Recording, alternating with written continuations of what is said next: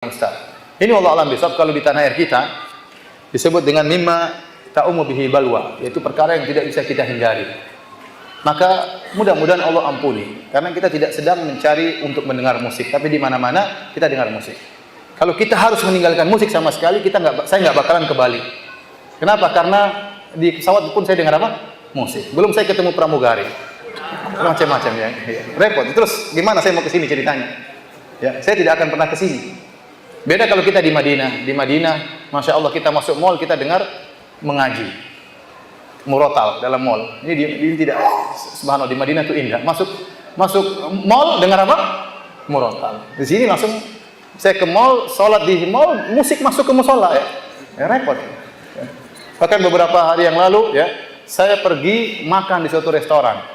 Subhanallah. Yang diputar oleh pemilik restoran lagu-lagu tahun 90-an. Semua lagu itu saya hafal. Lagu ganti, kan makan lama, lagu ganti baru lagi itu tahu lagi lah. Subhanallah, sampai ada salah satu teman yang tegur, Mbak tolong matikan Mbak. Ini repot Mbak matikan, kata Mbak tersebut. Tidak bisa Mas, banyak orang yang mau dengar. Repot kita gimana? Mungkin kalau bikin restoran sendiri, kira-kira dia bilang begitu. Ya gimana lagi? Ya, ini perkara yang sama seperti menundukkan pandangan. Tidak bisa kita dengan pandangan, susah. Mau kemana-mana pasti ada yang apa? Kelihatan. Antum naik motor pasti ada kelihatan. Di mana tunjukkan pandangan, nabrak nanti. Terus astagfirullah. Jangan alhamdulillah ya. Astagfirullah ya. Ya, ada perkara-perkara yang tidak bisa kita hindari. Bukan kita menggampangkan, tapi tidak bisa kita hindari sama sekali. Seperti ikhtilat, seperti terbukanya aurat, seperti dengarnya musik. Ya kita, ya sudah, mau kemana lagi? Mau ke restoran ada musik, mau kemana ada musik. Ya masa ke restoran, ke masjid, di masjid aja nggak ada musik. Ya kita kan ingin ke pasar, ke pasar gimana? Ke pasar nggak boleh lihat aurat. Kalau gitu nggak bisa ke pasar. Terus gimana caranya? Tanam beras sendiri dong. Ya gimana caranya? Nggak. Ini di luar kemampuan kita. Luar apa? Kemampuan kita. Maka bukannya kita menggampang-gampangkan. Kalau ada restoran yang tidak ada musik, ke situ. Tapi kan tidak susah, tidak gampang seperti itu. Kalau kita masuk restoran ya tidak mungkin kita melarang, itu restoran bukan milik kita. Saya punya teman ya. Dia bintang orang Saudi, punya bintang di sini ya. Dia datang cerita sama saya kemana ke Indonesia, saya lagi makan, mereka putar musik, maka saya teriak, matikan itu. Akhirnya mereka matikan. Karena dia orang Saudi. Kalau kita matikan dipanggil polisi, kita ditangkap ya. Ya mungkin mereka segan atau bagaimana, ada tamu, akhirnya benar-benar dimatikan ya. Tapi kan tidak semudah itu. Kalau antum teriak-teriak dia bilang musik haram, antum dikira orang gila ya. Padahal itu mazhab Syafi'i. Dalam buku Syafi'i, dalam kitab fikih Syafi'i manapun mengharamkan apa? Musik. Antum tanya ulama-ulama atau dai-dai yang berdakwah dengan musik-musik, buka buku mazhab Syafi'i, buku manapun pasti mengharamkan apa? Musik. Namun mereka tidak mengamalkan mazhab Syafi'i dalam masalah ini. Jadi maksud saya, mudah-mudahan tidak berdosa, karena kita bukan itu yang kita cari.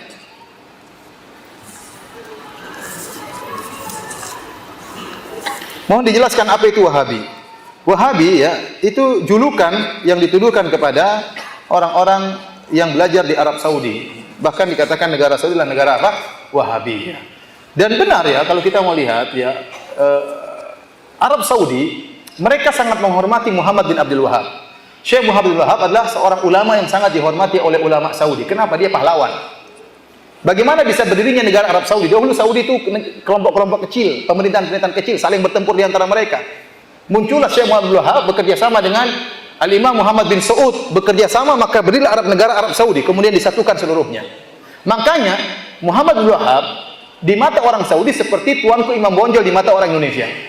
Artinya wajar jika mereka menghormati, karena pahlawan, bukan cuma sekedar ulama, tapi juga apa? Pahlawan yang dengan jasa dia berilah kerajaan Arab Saudi. Namun orang-orang Saudi tidak ada yang fanatik sama Muhammad bin Wahab, kalau saleh tidak diikuti. Dia adalah ulama bermadzhab Hambali sebagaimana ulama-ulama yang lain. Kita pun di Arab Saudi tidak fanatik dengan, saya belajar di Universitas Madinah, saya tidak fanatik dengan Muhammad bin Wahab. Oleh karenanya kita pun belajar di sana fikih 4 mazhab. Kita tidak belajar mazhab Hambali, padahal Saudi bermadzhab apa? Hambali. Dan banyak guru-guru kita dari ulama Saudi yang mengatakan pendapat masalah ini lebih kuat mazhab Syafi'i, masalah lebih kuat mazhab apa? Maliki. Tidak ada fanatik sama sekali. Meskipun mereka bermadzhab apa? Hambali. Adapun orang-orang yang hasad kepada kerajaan Arab Saudi, dan banyak yang hasad, terutama orang-orang Syiah sangat hasad kepada kerajaan Arab Saudi. Kita bilang Arab Saudi dengan penuh kekurangannya, namun dia adalah negara yang terbaik yang ada sekarang. Syariat Islam ditegakkan, meskipun tidak sempurna, pasti ada kekurangan. Alhamdulillah, yang berzina dihukum, yang mencuri dipotong tangannya. Alhamdulillah, orang-orang menutup aurat. Alhamdulillah, tidak ada tempat-tempat pelacuran. Kalau ada ditangkap ya. Ada tempat pelacuran yang sembunyi-sembunyi di rumah-rumah. Saya pernah punya teman kepala Hayat Amar Ma'ruf Nahi Munkar. Dia mengatakan kepada saya, Firanda, ini bulan Ramadan saya berhasil tutup 30 rumah-rumah yang dijadikan apa? Tempat pelacuran. Tidak resmi semuanya. Ya, maksud saya tapi tidak ada terbuka dibolehkan, tidak ada ya. Alhamdulillah ya.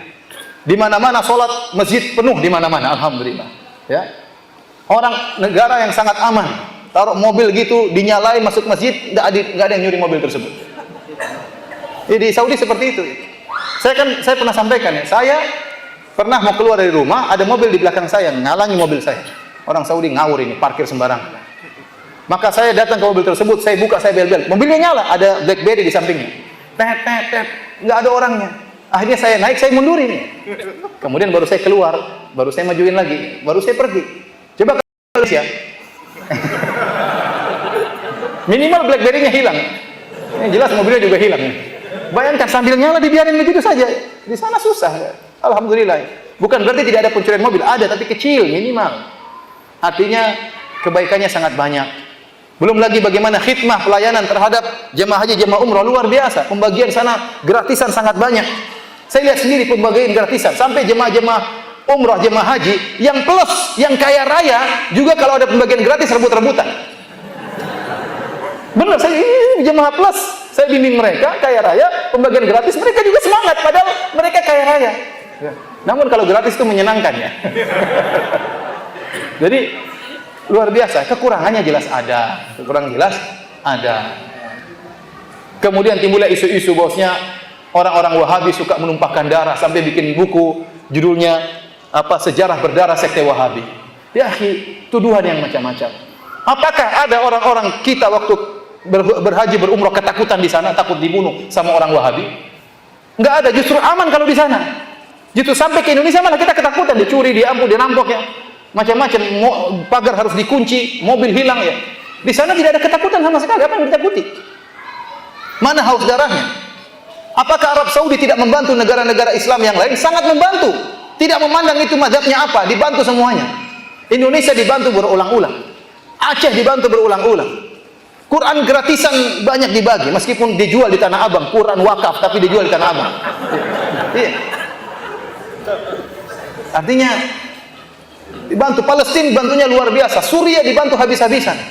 Ya. Ya, kalau mereka punya kesalahan wajar. Mana dituduh mereka mengkafirkan umat Islam, mana dari mana? Itu omongan saja. Apakah pengajian kita suka mengkafir-kafirkan? Saya tanya sama antum. Kita tidak pernah mengkafir-kafirkan. Kita kalau mengatakan ini kekufuran, ini syirik, itu hak, itu harus. Saya harus menjelaskan ini syirik. Saya tidak mau basa-basi.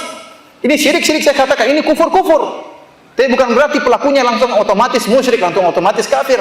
Bisa dia tidak mengerti, tapi menjelaskan ini syirik harus dijelaskan. Ini kekufuran harus dijelaskan. Ya. Oleh karenanya tuduhan-tuduhan banyak. Seperti tuduhan bahwasanya Wahabi melarang bersolawat. Gimana melarang bersolawat? Tiap hari kita bersolawat. Dalam kalau sholat di Masjid Nabawi, apakah khatibnya tidak pernah bersolawat? Solawat terus-terusan. Setiap bilang Nabi Sallallahu Alaihi Wasallam, setiap bilang Nabi Sallallahu Alaihi Wasallam, itu bukan bersolawat. Yang dilarang maksudnya solawat yang macam-macam, yang aneh-aneh, seperti solawat Fatih, barang siapa yang baca seperti khatam Quran 7 kali. Kemudian ini dari mana dalilnya seperti itu?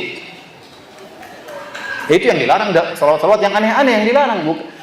Kemudian Wahabi melarang ziarah kubur, dusta. Siapa bilang? Hadis-hadis Nabi menyuruh ziarah kubur. Yang dilarang kalau ente pergi ke ziarah kubur, minta penghuni kubur, itu yang dilarang. Jangan ziarah kubur untuk minta-minta kepada penghuni kubur. Itu yang dilarang oleh mereka. Dan tuduhan macam-macam. Sampai berita-berita saya dengar sendiri, saya baca seperti isu yang tersebar, bahwasanya ada orang Wahabi naik di atas kubah hijau, ingin menghancurkan kubah hijau. Tahu-tahu kena petir, terbakar di atas, sampai sekarang mayatnya masih ada. Subhanallah. Ini orang Madinah nggak ada yang tahu seperti ini. Cuma Indonesia pada tahu. Dari mana sih? Saya heran juga. Ini dari mana? Ya, kalau ada orang terbakar di atas apakah Wahabi itu kafir? Abu Jahal saja mati dikubur oleh Nabi SAW. Ini ada orang hangus terbakar kemudian tidak dikubur, dibiarin bertahun-tahun di situ. Dari mana seperti itu? Itu cerita paling ramai di Indonesia. Bikin isu lagi, orang-orang Wahabi pemerintah Arab Saudi ingin memindahkan kuburan Nabi. Isu dari mana seperti ini? Gak kurang ajar seperti ini. Padahal pemerintah Arab Saudi ingin memperluas Masjid Nabawi. Dibuat isu supaya kita mencela, bukan memuji. Harusnya pemerintah Arab Saudi ingin melebarkan Masjid Nabawi. Bayangkan berapa duit yang mereka keluarkan. Hotel-hotel besar mereka bayar, ganti. Berapa duit, berapa triliun yang mereka keluarkan demi untuk melebarkan Masjid Nabawi untuk khidmah kepada masyarakat. Sebagian orang Syiah bikin isu bahwasanya mereka ingin memindahkan kuburan Nabi. Dari mana seperti ini? Akhirnya mencela. Yang penting mencela dulu, meskipun di cross check tidak benar. Kita aja di Madinah nggak tahu ada dari mana isu seperti itu. Sampai Indonesia kita sini nggak tahu. Tinggal di Madinah, tiap hari sholat dekat kuburan Masjid Nabawi, kuburan Nabi tidak tahu cerita seperti itu, tahu tersebar sana sini. Dusta. Bahkan berapa tahun lalu, 2 tahun lalu saya hajian. Saya baca di salah satu di internet, berita di internet, orang-orang Wahabi Arab Saudi menyewa tentara Israel untuk menjaga keamanan di pelaksanaan jemaah haji. Subhanallah. Ngapain sewa tentara Israel? Masih banyak tentara Indonesia yang miskin-miskin yang bisa disewa. Bayarnya lebih murah mungkin. Sekalian hajian. Ngapain harus sewa? Emang jaga penjahat kemudian sewa apa? Tentara dari Israel. Dusta besar. Namun tersebar. Artinya para hadirin, maksud saya, sekali lagi saya katakan Arab Saudi negara yang saya lihat sangat baik dengan segala kekurangannya. Tapi kita harus memandang dengan kacamata yang adil. Ya, tidak boleh kita hanya melihat sisi buruknya, sementara sisi baiknya begitu apa? Begitu banyak. Adapun fitnah-fitnah terhadap Wahabi, ya, itu fitnah-fitnah banyak yang tidak benar. Saya katakan Muhammad bin Wahab, Syekh Muhammad bin Abdul Wahab rahimahullah, seorang ulama yang dia bisa benar dan bisa salah, dan kita tidak pernah fanatik dengan beliau. Dia tidak pernah fanatik dengan beliau.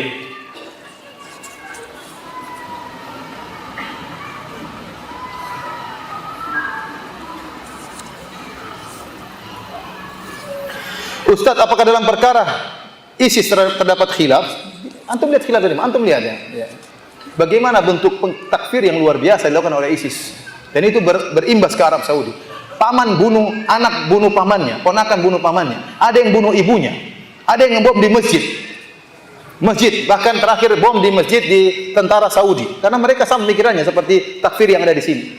Ya, Saudi kafir, Raja Saudi kafir, tentaranya semuanya kafir, sama seperti takfir di tanah air kita. Presiden kafir, wakil presiden kafir, semua anggota DPR kafir, DPR kafir, ada yang lebih ekstrim, seluruh pegawai negeri kafir. Mengerikan seperti itu. Akhirnya mereka ngebom di masjid. Bayangkan, orang lagi sholat duhur dibom. Sementara banyak darah bertumpahan di situ. Quran banyak robek, padahal di situ banyak ada halaqah tahfidz Quran, banyak orang hafal Quran di situ. Tentara Saudi banyak yang hafal Quran. Dibom di situ, ngawur seperti ini. Sampai ada lelucon, ada sebagian masjid tulis di masjid tulis tidak ada bidadari di sini.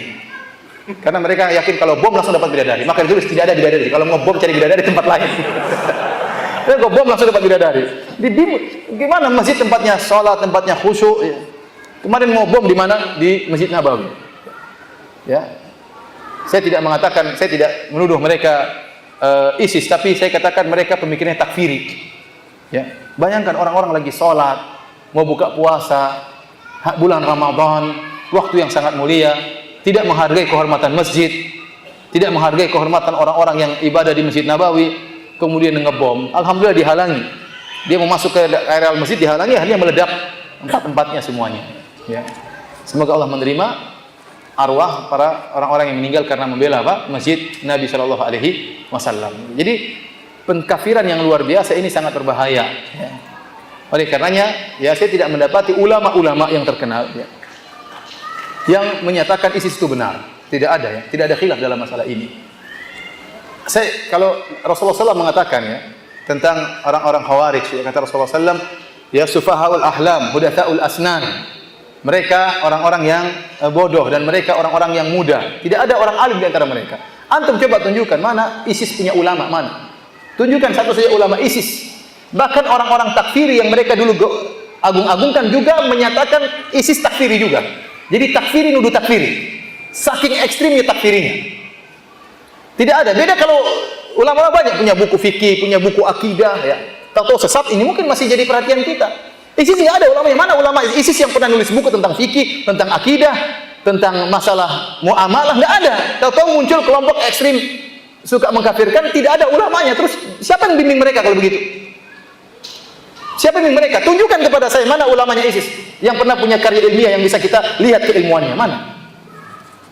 Tidak ada dan tidak pernah ada. Oleh karena siapa di balik mereka ini siapa? Kita tidak tahu.